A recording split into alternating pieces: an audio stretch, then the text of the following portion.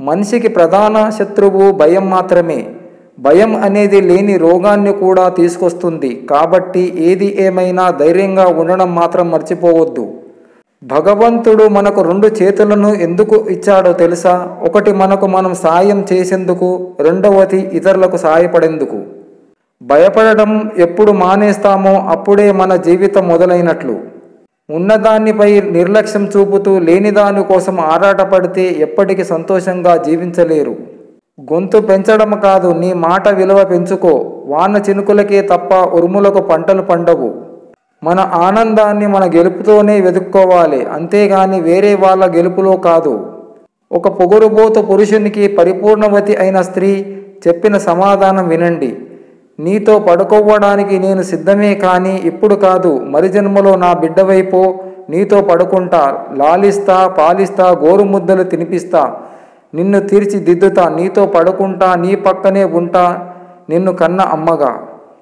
అబద్ధాలు చెప్పి బ్రతికే వాడికి ఆనందాలు ఎక్కువే, మనశ్శాంతి ఎక్కువే, విలువ ఎక్కువే. కానీ నిజాలు చెప్పి నిజాయితీగా ఉండే వారికి మాత్రం నిందలు ఎక్కువే, విలువ తక్కువే, ఆనందం తక్కువే, మనశ్శాంతి తక్కువే.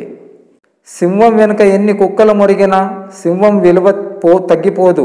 అలాగే మన వెనుక ఎంతమంది ఏం చెప్పుకున్నా మన విలువ తగ్గిపోదు. ఎవరి ధనము కోసమో, ఎవరి బంధం కోసమో మనం పాకులాడే అవసరం లేదు. మన మాట, మన గుణం బాగుంటే అవే మన దగ్గరికి వస్తాయి.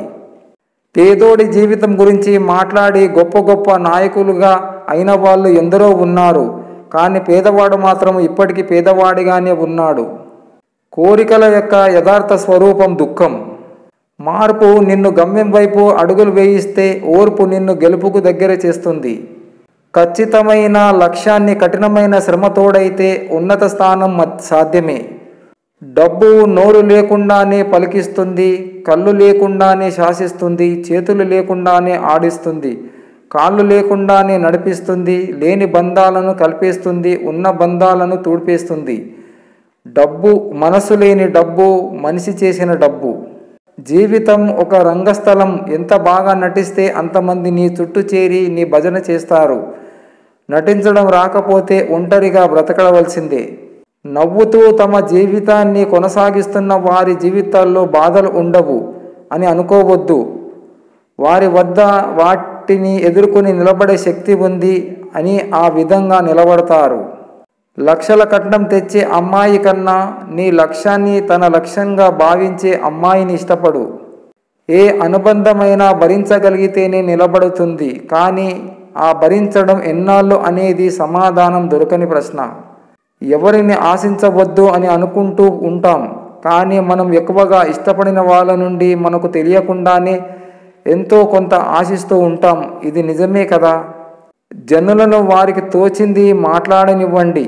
నీ ఆశయాలను అలాగే పెట్టుకొని ఉంటే సమస్త లోకం నీ పాదాగ్రాంతమవుతుంది. నిజాయితీ లేని బంధాలకు, బాజారులోని వస్తువులకు పెద్దగా తేడా ఏమీ లేదు. అవసరానికి వాడుకోవడం లాంటివే 2.